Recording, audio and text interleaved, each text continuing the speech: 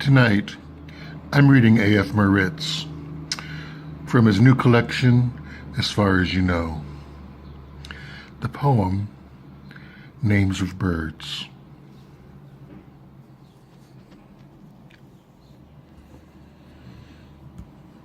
Awake at dawn,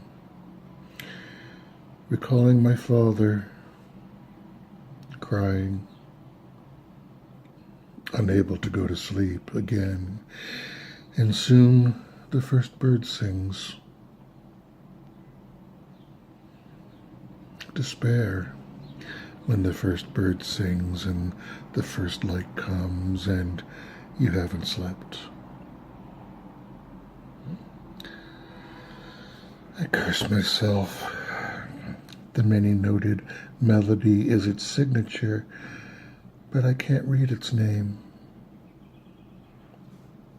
My father knew the name of every bird, every tree, bush, and grass they played in, every seed, bug, and worm they ate. Their friend. I lived to an age far past what he received, and I know nothing. Father, where are you? So I can ask you and have you give me the names.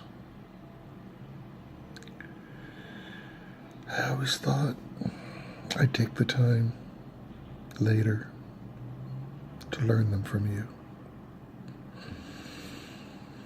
A scientist used to say names are only for people.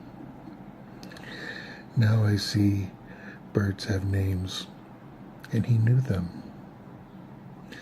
Not just the nomenclature of kinds, the name of each one.